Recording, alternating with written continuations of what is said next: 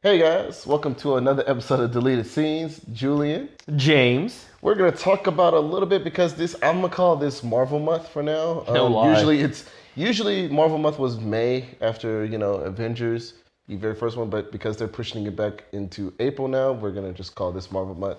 Um, this time we're gonna dial it back. We're gonna look into the Marvel Cinematic Universe, all 21 films that has been to this moment, highlights, things that we like, things that we don't like, and things of that nature. Or, yeah, a little bit of that, and then we're going to talk about what we want to see in this next saga coming up forward.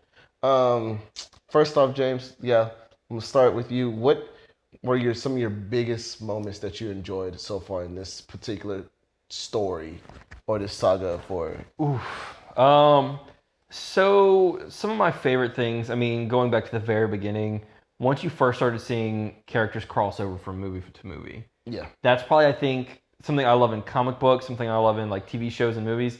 The crossover event, which has gotten bigger now than ever, is probably always the coolest thing. Yes. Seeing someone like obviously Nick Fury kind of bounce around from movie to movie, but I guess Civil War was probably honestly a bigger crossover than Avengers was. You Because think so? I think so. Because Avengers, you just got like the core guys doing a mission together, but Civil War, you got all the people who like even that's when you first got Spider-Man too. Fair. Which I think obviously seeing Spider-Man done right was probably one of the best parts of the MCU Yes. so far. And I think just in general, I love when they get niche characters such as Guardians into the realm of characters we like and stuff. Yeah.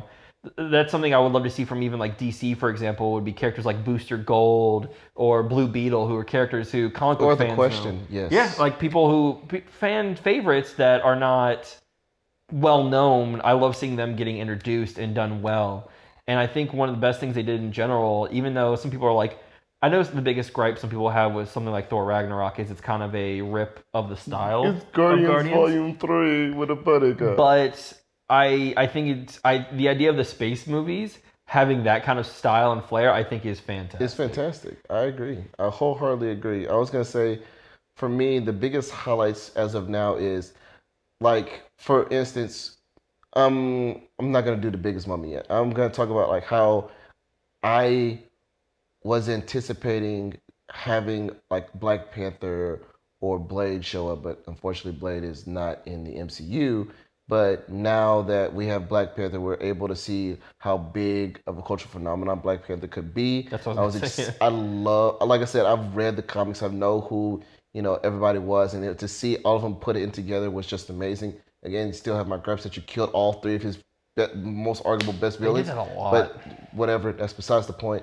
Um, and like you said, just seeing how they integrate all the stories together to get us to this point that we are right now in the MCU was just really well done. It And made that's us why, care. right, and that's what I was gonna say. I can honestly say in my 12 years, no, 11 years of being with this franchise, these are some of the best moments I've had in a long time in most of my movies. Yes, there's a few not like franchise or tentpole films that were in there that I love also, but these were some of the most greatest moments that I've had. Like, for instance, going with my brothers to go after class, after right before, yeah, the month before I graduated high school, to go see Avengers and watching all of us just go in awe when we first see all of them rile up together.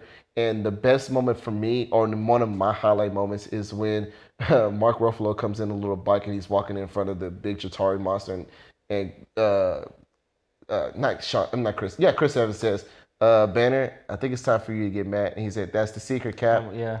I'm always angry. And he just Yeah. instantly turned into the Hulk. I wish we had a moment like that again, but I guess we just haven't got that magic. And that's why I put the Avengers up there so much in my repertoire of MCU movies. It's just because that was a lightning in a bottle that we have got so many great moments from that movie. I don't think any movie besides Infinity War has gave us those many Yeah. moments in one film together. And so, whew, I love that. And we're not gonna go into the duds because we can go days on end about Incredible Hulk, Thor 2, Iron Man 2, Yeah. whatever. Um, as of what we know right now, the movies that will be coming out is Guardians Volume 3, There is a Black Panther 2 that will be coming out, Doctor Strange 2, and then we have Spider-Man Far From Home that's literally immediately afterwards. Kevin Feige said that he doesn't want to reveal what this new saga will be until after Endgame. As of what we know so far, what are you anticipating on seeing in this next saga? More space stuff, kind of like I hinted at in the beginning. I want to see. Oh, you are getting Inhumans. You're right. Yeah, I want to see like more space stuff, like something we kind of talked about a little bit last week. I would love to see something like with Sovereign and Adam Warlock being the next step, because I think all the stuff they've done in outer space have been hits. Yes. Guardians 1 and 2. I still think Captain Marvel is probably on the better end of the movies. Obviously, Thor Ragnarok. Everything they've done that's been weird has been It's good. been really good. Yes. Outside of, I mean, if you don't, I wouldn't necessarily count like Ant-Man in there, because that's probably on the lesser side of the good. But that's still a little bit weird. But yeah, I think they've gotten away from the traditional stuff, and it's been amazing. And that's why I want to see what it's not Inhumans, because we got that Inhumans TV show that was god awful. I think it's called New Gods. I think it's what. Okay. It's something with Angelina Jolie just got casted for, and they're trying to film it for 2021. Okay. But yeah, I want to see more space stuff. I want to see them go more and expand in the universe, like we discussed in our last video, which I'll put a link in the description. I want to see the more universal and more villain aspects of what's going to be going on, because I'm honestly waiting to see. Like James doesn't want to see it, but I'm waiting to see Galactus. I'm waiting. I'm worried more than anything. That's easy to mess up. 20th Century Fox messed that up, right? And what we talked about with DCEU before in our podcast that we were going to put up is the fact that Kevin Feige keeps everybody in check, per se, and it keeps everything going on one overarching flow. And that's why I love about the MCU, is because they have that one person that's like, hey, this is the direction we're going, and this is where I want to go. So I'm excited to see how they're going to expand everybody together. Unfortunately, me personally, I don't think the big three is going to be in this saga much longer, much. Right. I think one of them is going to die for sure. I don't think, because the thing is because Thor has done so much for the MCU, I don't think he's going to die, but I think he's going to be in the back burner. Plus, he's just not really hitting his stride. Right, that's what I'm saying. He's just not hitting his stride. Finding his character, you know? I don't think they're going to kill him off, but I think that for sure Iron Man and Captain America, either both will die, or one will die and the other one will be like, just call me when you need me, and he'll dip in MCU whenever he decides he wants to, you know? And I think this is, I hate to say this, I'm putting spoilers right now. Gwyneth Paltrow did say that this is her last film, so something is leaning me more towards that Iron Man might be getting the axe. I was going to say, with that in mind, I think that he might have a kid and he'll retire because of that. Right. Where Cap might be the one who bites the bullet. Right. Which I kind of wish was the other way. In my idea, I think Tony dying and then Cap somehow going back in time and living out his life in the past would be a more fitting ending for those characters.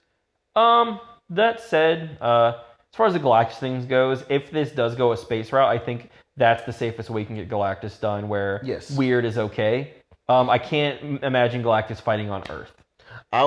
The thing is, the only way I can see Galactus fighting on Earth is if he takes his human form, not his like.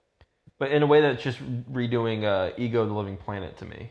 I agree with you. That's the biggest way. I don't want them to retread I don't want them to retread that. I agree with you. I don't want them to. But I think the safest way to go around that and to show you to what extent Galactus' power could be is to make him the human form version of it. Because, to be honest, I agree with you. I don't want to see the planet-sized Galactus or galaxy-sized Galactus in front of Earth like, I'm about to eat it, and we have Captain Marvel and everybody else flying in a ship like, that works fine in comic books, not in movies. Like, no, I don't want to see that. And here's the thing. I also think if Galactus is involved... So, I think if Galactus is involved, the Guardians are involved. Now, if I think the Guardians are involved, you can't put Peter Quill on Earth. No. I think that's the one thing that is something you should never do in these movies. Peter Quill should not be on Earth. Should never go back to Earth. Because that's his whole thing, is he's supposed to be an outdated relic of an older time. Once you put him on Earth, he rediscovers Earth, that you lose his character. Correct. So, I think having them fighting him in space or something would be fine Yes. if he's huge. But once you put him on Earth, you can't have him be big. So, and then this goes to my next question, which still is in the future aspect of the MCU. Because now we have we have Fox merged into Disney. Yeah. How are we going to introduce the X-Men? And how are we going to introduce it to a way that we have never, how basically the world has yet to see a mutant, quote unquote, because we have, like, again, we have Scarlet Witch and Quicksilver. Yeah. So you have to address that some way, shape, or form. But how you think they're going to introduce them? So my idea for it, and it doesn't necessarily work perfectly, you have to have a cataclysmic event that releases the mutant gene or like activates it in certain people. You have to have something happen where an explosion goes off around the Earth and the hidden gene in the mutants becomes active, and that's how mutants are introduced. You can't just say mutants have been here the whole time, because that makes no fucking sense at this point. Because literally at this point, for you to have Iron Man and then just only have Captain America, you're like, okay, so where the hell have y'all been? Yeah, like the mutants can't just be there already. You have to activate the mutant button. You have to say mutants are now a thing, and then that's where you can start. Where like now that can be the next saga at some point, where you say, okay, now a lot of people have powers, and how do we handle this? And then you can get into Avengers versus like Magneto's gang. So I was just gonna say one thing that I really want to see in this next saga is Avengers versus X-Men. Not Avengers versus X-Men, like Mutants, the actual yeah. X-Men per se, but Avengers versus mutants. Whereas Magneto, this is a beautiful idea. If Kevin Feige, you take it, I'm not gonna be mad at you at all. Uh, like you said, when you activate the mutant gene actually, I'll put it this way. Let's just say hypothetically. Because Magneto's story, you have to bring it some way, shape, or form with him being in World War II, right? Yeah. Let's say hypothetically. Which is the farther you go in time, the harder that's to believe. Right, That's the biggest part. But again, yeah. we can find some BS way to get it happen, right? So let's say hypothetically they do something at the end of Endgame where basically the mutants find their way in.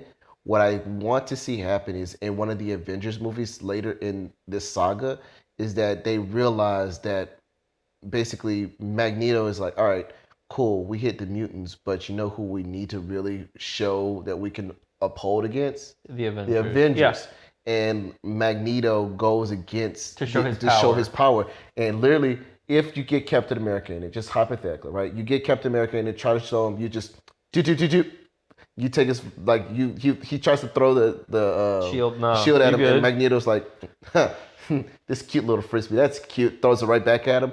Or War Machine, because I think Don Cheadle's going to still be in it. War Machine or Falcon's like mechanical arms just go. Oh, you were shooting me. Oh, that was. And then cute. Tony Stark has to make weapons out of non-metal material to fight. Oh wait, Iron Man 3 was trash. Sorry. And so I think that would be a great way of introducing him. And then basically the Avengers don't know who's hero or who's not, and Charles is going to come in and say, guys, I understand. I'm here to help you. I know who Eric Lynch is, and I want to teach you guys about what Eric and the Brotherhood of Mutants will do. And I think that'd be a great way of inserting it. I think the worst thing you can do is just have a portal open and have X-Men walk out of it into the new world. Hi. That's the dumbest thing you can do. I think you have to, just like I said, have an event where something happens that activates the mutant gene. Yes. Like have it hidden dormant within people the whole time. And then my next thing will be is how you're going to explain what happens this summer. Yeah, you don't. That's not real. Shut up. You know what you do? Now they bought it, they should have had an end of the credit scene where it's like Tony and Steve watching TV and that movie's on. They're like, that shit sucked. It just throws a shield through it. Like, you have to immediately erase that. It's like, wow, that was look. So I can see it happening right now. At the end credits, it's both Tony and Captain America. They're sitting there like, oh wow, bro, this was going on for 20 years. This was a really good movie series. Yeah, man, this was really good. Well, hopefully we don't have to deal with that forever. And then Avengers vs. X-Men coming this fall. Like, yeah, I think you have to immediately just not acknowledge that. But the worst part about that movie coming out is that just prolonging how long until we actually get mutants in the universe. Yeah. Yeah, so I think Yeah, you just have to completely ignore the X-Men franchise that's currently going on. Uh, yeah, X-Men's something you have to, because X-Men's really important, and Yes. you have to carefully introduce it so you don't immediately ruin it like it's been ruined multiple times already. But see, and this is another thing we could talk about later. I don't think the X-Men has been ruined as much as you think it has been. I think, this is just my personal opinion, I think there's some really great films in this franchise, in the X-Men franchise. And then is either really great films or mediocre films. There was like no in between. Literally no in between. X-Men was okay. X-Men 2 was phenomenal. X-Men 3 was garbage. X-Men Origins Wolverine was garbage. X-Men First Class was redeemable. And then Wolverine was like, eh. Days of Future Past was amazing. What was after that? Apocalypse? Oh no, Deadpool, amazing. Then Logan was absolutely amazing. Apocalypse was like, what are we literally doing? Deadpool 2 was good, and then I think Dark Phoenix is gonna be literally a dumpster fire. So Logan, Deadpool, and Deadpool 2, I don't count. For Logan kind of counts, but it's still technically not a part of that canon. As well as Deadpool and Deadpool 2 are like trying to be a part of that universe, but they're not. Yeah. I think movies with the title X-Men in the title are all bad. So the X-Men movies, I think everything with the title with the name X-Men is not great for the mere fact that X-Men 1 is okay by its time, but today it's not too great. Same with X-Men 2. I think X-Men 2 is the closest to being a movie that can hang today. 3, I think is bad. I hate all the ones with the newer cast. I think they've all been bad. I think Days of Future Past was the only one that was really good. I think Days of Future Past was the only one that was okay. Because you got to see at least like a little. I think the parts where they're in the apocalyptic future, I think are the best parts. Those are the best parts. I felt like the problem is with Days of Future Past, they really went off the deep end away from the comic. I will say that because, again, I understand that you wanted to put Logan in there because Logan is the most cashable character, but I wanted Kitty Pryde to go back out there and do what she was supposed to do. So that's the point.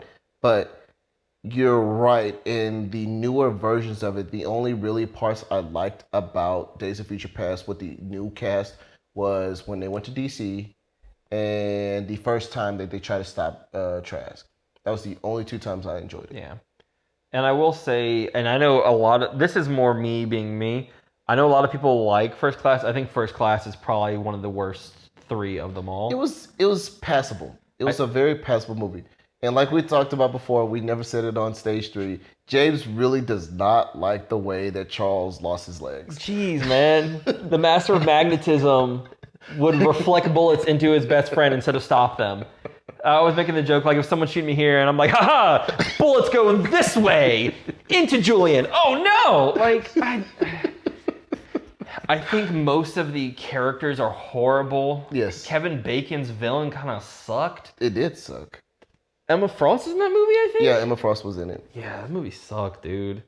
I don't care what y'all say. I hate y'all if y'all like that movie. Shut up, you suck too. Oh, man. I'm making enemies. I don't care, dude. Then Kevin Bacon made Magneto's helmet and wears it first, and Magneto's like, oh, this helmet's mine now. I put a quarter in his head. Like, and there's always I'm going to count to 3. You're unkillable, you're dead now. Because that's how strong I am. Have fun being the black character who died when your power was not to die. This guy shoots hula hoops of energy. This guy screams real loud. Man, you did like anybody. They all suck. You didn't like I like Michael Fassbender as Magneto. Michael Fassbender and not Ewan McGregor. Whoo, Lord. James McAvoy, both of them as X-Men, as Magneto and Charles are probably the best things. I hate him as Charles. I don't even like him there. I like Fassbender as Magneto. I don't like McAvoy as Charles. I don't know why. I think he doesn't seem, because when I think of, obviously think of Patrick Stewart, right? Of course you think of Patrick. And I don't think of him as a young Patrick Stewart. I can see Fassbender as a young Ian McClellan. I can, definitely. I can't think of McAvoy and Stewart as the same. Really? I really don't. I think McAvoy always just seems like a pretentious douchebag to me. Which, in a way, to be fair, Charles Xavier does sometimes come off that way. He is a pretentious douchebag. But Charles is. But I don't think he should be personified that way to the camera. I don't know. I just Patrick doesn't. The thing is what I will say about the original trilogy is we're going on a tangent. I know the real thing I will say about the original trilogy of X-Men is Patrick Stewart is this more wise. He's like Dumbledore per se, yeah. right? He's the Dumbledore where we're like, oh my god, like this man is amazing. This man can do all this stuff, and we only see a very tidbit, very small bit of him having tragic backstory or flaws, right? Whereas, like what J.K. Rowling has said, or what the guys who created X-Men has said, like Steve Ditko, Stanley, and a few others have said, hey, these are flawed people that we just see them as who they are without, like, after those flaws, right?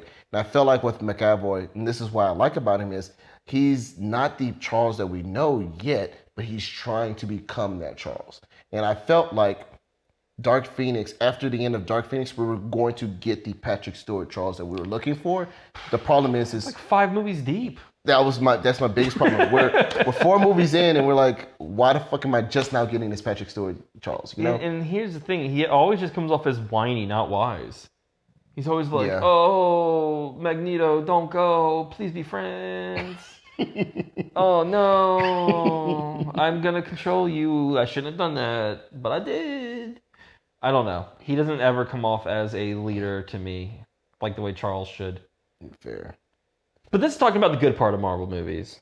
That's why we're here. We're here to celebrate the Marvel franchise. Yes. One thing, going back to the very beginning topic we talked about that I forgot to mention, one of the coolest and best things about the Marvel franchise that we've really had is it helps celebrate things that weren't really celebrated for a long time. You hit it on a bit with Black Panther, but we even got something like Captain Marvel where it's like, these are movies that are helping uplift people who aren't just white males. Obviously, we got a whole bunch, but like, it's cool to see a all black cast pretty much lead this amazing movie and make millions of dollars and show like how much when you actually show these people like here's a hero for you, it's like yeah, hell yeah, there is. And obviously, Captain Marvel didn't do as well. It still did really well though. She's at $1 billion though. Yeah, right like it's still showing like.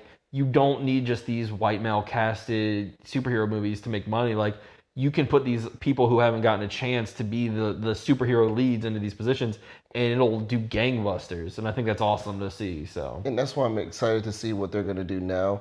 Oh, also we're supposed to be getting a Black Widow movie with Scarlett. We'll see how that goes. And that's why I'm interested to see what they're gonna expand on into. And I think with Disney Plus, which is interesting enough, and we probably can wrap it up and then talk about other things that we want to talk about real quick. With Disney Plus, we're getting Falcon and Falcon and Sebastian Stan buddy cop show. We're also gonna get a Loki show. Yeah. We're also supposed through the grapevine. I don't know how accurate this is, but some adventures with Black Widow and Hawkeye, like. They're not just sticking to the movies, they're actually going to go more into the TV shows as well. And I feel like even though Agents of S.H.I.E.L.D. isn't really portrayed in the MCU as much, but those 2 shows I know for sure are going to give you more backstory, more backdrop for what's going to happen in the MCU. And it gives basically the new characters more room to grow, or new room to say, hey, yeah, these are the first cast of characters we had, and now we're going to add some more characters into the story. It's gonna be interesting to see. I'm excited to see what the new saga will bring to us. One thing I want to ask you, and this is something that I heard on the podcast, and I got really upset about it. Not upset, but I was pondering on it, and I still don't agree with it. Do you think we're at a part where we're oversaturated with superhero films? Absolutely. Okay. I think it's not at critical mass yet. But I think the idea of the fact that Disney bought out Fox, hopefully we're not going to get like 3 Marvels, 2 DCs, and maybe an X-Men and a half movie every year. Because before it felt like a special event, where now it's this every movie. This movie's coming out. Oh, this movie's coming out. I mean, go back the past couple of years, the top movies, like the top 10 movies, been comic book movies or sequels. Yeah. And I think when that's the problem I already have a little bit with the Marvel Universe is there's so many movies, but I think less than 50 are really good. I think when you have less movies coming out and you're rushing everything out. If you take a little more time to make a good movie, like that's the biggest problem I had with Avengers too. That Ultron's one of the coolest Marvel villains there is, One of the and most biggest villains that Avengers always had to deal they, with. but they need Avengers movies, so they said here's an Ultron movie, and it's like No, that's you not could how have that works. waited a longer time and made a good movie. It goes with that whole thing about video games where a rushed game is bad forever, a delayed game can be good. Like you still have time, but they're trying to pump out these movies so quick. And as much as I love the comic book movies, I don't want to have a whole bunch of crappy ones. X-Men. And that's why I'm excited about what Marvel is doing, because Marvel, basically, Kevin Feige said that after Endgame and Spider-Man Far From Home, they're taking a step back Mm-hmm. because they don't want to like oversaturate the market. And I agree. I think we are at a point where we're almost at the oversaturation. I don't think we're there yet. Like you said, I don't think we're at the point where I'm like, okay, I'm done. I can't see another damn superhero movie. I think we're at a point where it's okay, but we're getting to the point where we're weaving out the ones that we don't want to see. So for instance, DCEU has put themselves in that echelon, that tier where I'm like, maybe I should see it, maybe I shouldn't go see it. Whereas like Marvel, every time a Marvel movie comes out, we're almost there. And I feel like it's an obligation, whether it's good or bad, which kind of sucks. Yeah. The fact that it is one all continual universe, it's like, well, I have to see this. It's like, even if it's not good, getting good reviews, like, well, I'm gonna have to watch it, Yeah. even if I don't want to. Yeah. And if you count like X-Men, DC, Marvel, and even like this dumb little side characters who aren't like big owned properties, we're getting roughly a superhero movie every 2 months. Yeah. That's too much right now. And that's why I'm excited that MCU is taking a step back. Yeah. This is the only DCEU movie that's supposed to be coming out this year, besides, if you want to call Joker a DCEU movie. Well, it's not. They said it's not in the universe. So it's interesting to see that they're doing that. Thank God that 20th Century Fox no longer has access to superhero movies. I will say, though, I am oversaturated with the TV shows. I'm tired of seeing them. I'm like, Smallville was the best version of a comic book TV show, and I don't think anybody has gotten close to what Smallville could do. I like The Flash a lot. Well, no. What I'm saying is The Flash is good, right? The Flash is not bad. Flash is really good. I just don't think it's up to Smallville's caliber, if that makes sense. I think it's Smallville, Arrow. I like the Arrowverse with Flash and them. Yeah. And they can be a little bit campy, and I think that's where DC's doing a little bit better with their own properties, because the movies are not where they want to be. Obviously, their animated stuff's always been top tier, but I think DC coming out with their own app was very smart, because they make a lot of good stuff that isn't movies. Yeah. And to have it all in one place is a really smart idea. Per Titans is really perfectly fine. Obviously, they have Young Justice on there. Yep. They have their old movies and stuff as well, like the old Superman movies and stuff like that. Like, Yep. It's a smart place to put their stuff in. I think DC, if they just try not to make their own universe, they'll be doing fantastic. Which I think, Shazam's kind of the first thing with that, where it's like, I think Shazam's not going to try to be a part of a whole universe, and it's getting great reviews. Like, all the old Batman Nolan movies, people love them. They weren't a part of this big extended universe. When they do their own thing for their movies and don't have to try to force the ties, it's doing great. So it'll be interesting to see. It'll be interesting to see where they go. Any last thoughts on what you want to see in the MCU? Besides what we already talked about with Doom, Galactus, and all of them. No, nothing I can think of. I think we kind of talked about everything. The thing I'm most interested to see is if they're able to somehow actually tie in Deadpool to their actual world, because they said they're going to. Kevin Feige has already stated that Ryan Reynolds still will be Deadpool. They won't recast him, and they said he will find a way in the MCU. I'm curious because how do you make him from rated R to PG-13 only for the Avengers movies? Exactly. It's curious to see. Once Upon a Deadpool shows you how you can do it. But are you just going to start breaking fourth walls in Avenger movies? Yeah. I think that's dangerous. It is dangerous. I'm interested to see how it goes. It's dangerous, but you only do it. The thing is, that's why I say I think Kevin Feige has it in the right hands. It's in the right hands for Kevin Feige, because I think that he's going to do it in a way that it's not going to be annoying. But he's going to do it in a way where it's like, okay, we're breaking the fourth wall in the Avengers movie. Oh, cool, this is the first time I ever did it. All right, back to the movie. Yeah, You have to tread lightly when you're spinning a lot of plates. You got to make sure they You don't gotta all make sure fall. they all So. fall. So we'll Yeah. see how that goes. But other than that, I think that is pretty much it. We're putting this on for sure on the YouTube channel. So definitely, if you got comments, concerns, or theories that you want to see in the new MCU saga, please just give us a shout out. Let us know in the comments. Don't forget to like, share, subscribe, turn on notifications if you haven't. That's Facebook, pretty much YouTube, Facebook, YouTube, Instagram, Twitter. You've heard it. all of that. But I think that's pretty much it. But thanks for joining us. This is a very long video, but yeah, we appreciate you for stopping by and listening to us. But from all of us here, guys, thanks for joining us and stay tuned.